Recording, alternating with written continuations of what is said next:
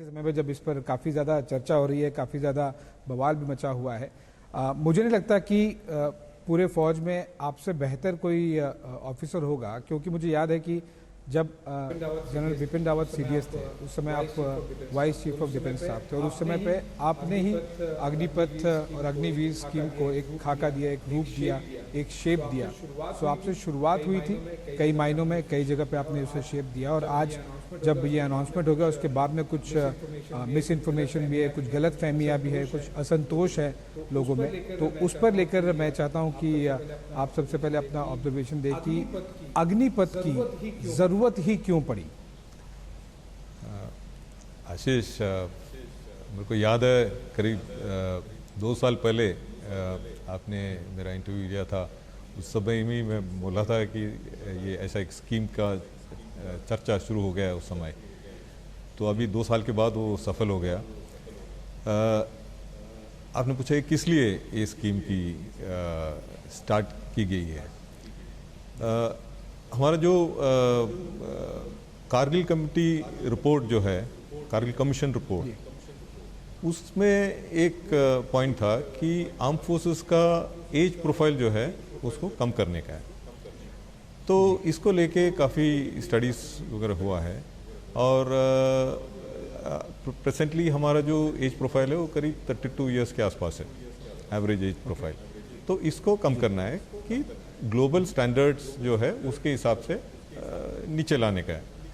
तो इसके लिए कई सॉल्यूशंस वगैरह भी ढूंढे हैं, इसके काफ़ी डिस्कशंस हुए हैं।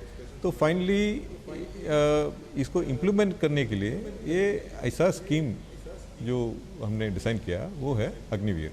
तो इसका अग्निपथ स्कीम, तो इसका 2 साल से डिस्कशंस हुआ है सर्विस हेडक्वार्टर्स के साथ और जितने स्टेक होल्डर्स हैं सब इन्वॉल्व थे।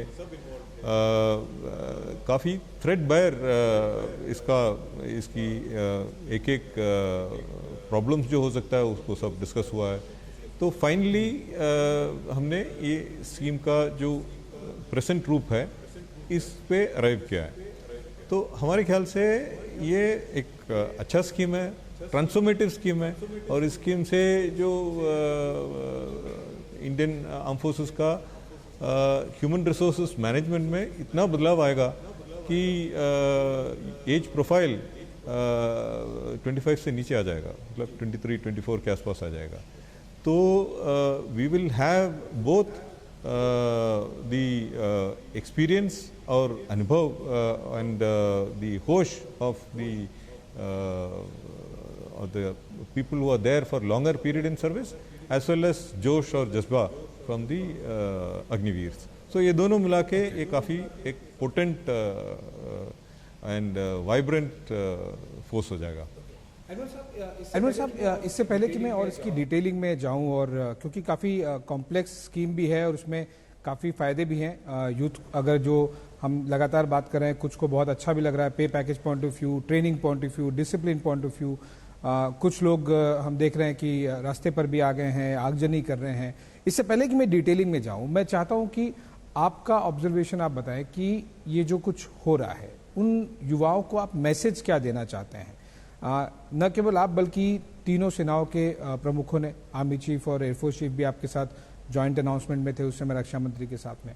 आप लोगों ने, मुझे जानकारी है कि कई सालों से लगातार रक्षा मंत्रालय में भी और भी बाकी जो मिनिस्ट्रीज हैं इसमें इन्वॉल्व, चाहे वो फाइनेंस मिनिस्ट्री हो, चाहे वो एजुकेशन मिनिस्ट्री हो, पीएमओ हो, सभी लोगों ने काफ़ी ज़्यादा इस पर रिसर्च किया, काफ़ी मीटिंग्स हुई हैं, काफ़ी प्रेजेंटेशंस हुए हैं, उसके बाद में इसे बनाया गया। लेकिन आज जो युवा असंतोष है, वो ट्रेन में आग लगा रहा है, प्रोटेस्ट कर रहा है, उनको आप मैसेज क्या देना चाहते हैं? आपका ऑब्जर्वेशन क्या है जो कुछ पिछले 3-4 दिनों से हो रहा है उसको देख के?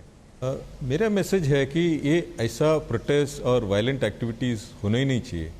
उनको ये स्कीम के बारे में पूरी जानकारी लेना चाहिए और इसके लिए गवर्नमेंट ने भी क्लैरिफिकेशंस किया है और हमने भी प्रेस रिलीज़ किया है। इसके बारे में काफ़ी स्टेटमेंट्स रिलीज़ हुए हैं और डिस्कशंस भी हो गए हैं और किसी को अगर कोई डाउट है तो हम इसको क्लैरिफाई करने के लिए हम तैयार हैं। तो ये स्कीम से किसी का अपॉर्चुनिटी कम नहीं हो रहा है। और हम लोग इसमें से फीडबैक भी ले रहे हैं, क्योंकि अभी एक फीडबैक आया था रिसेंटली कि कल ही फीडबैक आया था कि आपका जो 2 साल से रिक्रूटमेंट हुआ नहीं था, तो इसलिए कई लोगों का अपॉर्चुनिटी मिस हो गया। तो तुरंत गवर्नमेंट ऑफ इंडिया ने और मिनिस्ट्री ऑफ डिफेंस ने इसको जो एज लिमिट जो था 17.5 to 21 उसको इंक्रीज करके इस साल के लिए उसको 23 तक कर दिया। तो ताकि वो भी अकोमोडेट है। तो इसलिए हम लोग एक इंटरैक्टिव प्रोसेस में है। कोई जो फीडबैक, पॉजिटिव फीडबैक जो आता है उसको हम लेंगे और एक्ट करेंगे ताकि लोगों को बेनिफिट हो जाए। तो अगर अग्निपथ और अग्निवीर स्कीम को लेके जो कुछ भी आगे भी अगर क्या ये माना जाए कि जो फीडबैक आते रहेंगे, मॉडिफिकेशन की जरूरत लगेगी, आपको ग्राउंड लेवल से भी इनपुट्स मिलते रहेंगे, आर्मी, नेवी, एयरफोर्स से भी, कि ये चीजें बेहतर की जा सकती हैं। सो अग्निपथ और अग्निवीर जो स्कीम है वो आगे भी एज एंड व्हेन रिक्वायर्ड, जब भी बेहतर लगेगा, क्या तीनों सर्विसेज उसको मॉडिफाई करने के लिए तैयार हैं, suggestions wise, feedback wise? Certainly इसको ये कास्ट इन स्टोन नहीं है।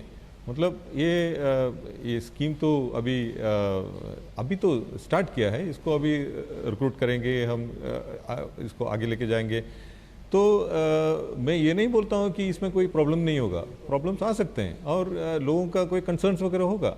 तो जो कंसर्न एड्रेस करना है और जो रियली जो रिलेवेंट है उसको लेके हम गवर्नमेंट के पास, एमओडी के पास वापस जाएंगे और उसको कुछ अमेंडमेंट वगैरह करना है तो ये भी हो सकता है, कोई इसमें कोई दिक्कत नहीं होगा।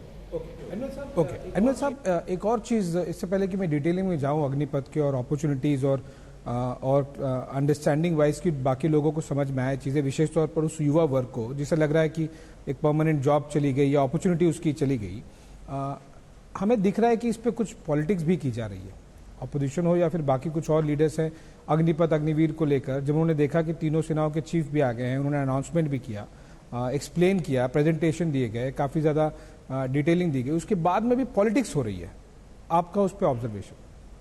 देखिए, मैं पॉलिटिक्स के ऊपर कमेंट नहीं करना चाहता हूँ, लेकिन मैं ये बोलना चाहता हूँ कि ये एक नेशनल सिक्योरिटी रिलेटेड मुद्दा है।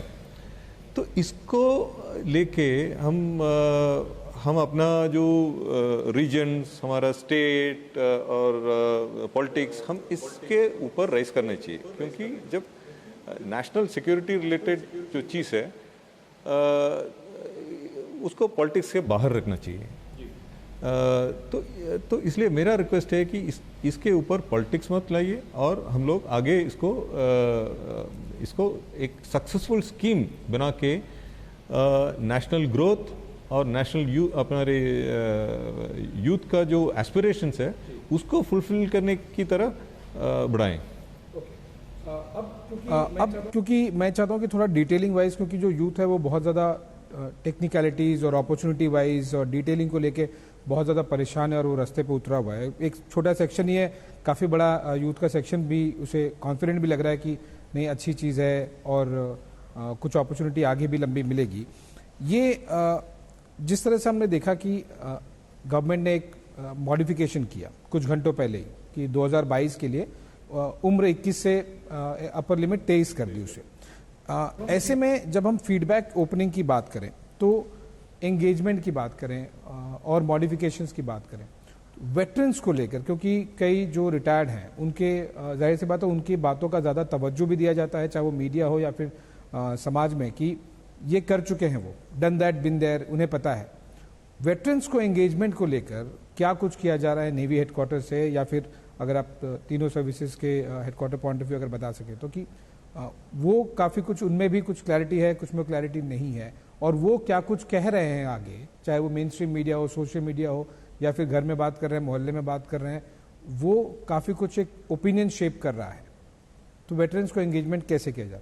इसमें देखिए, एक चीज़ मैं बताना चाहता हूँ। एक स्ट्रैटेजिक थिंकर था और राइटर कैप्टन लिडल हार्ट, उन्होंने बोला है कि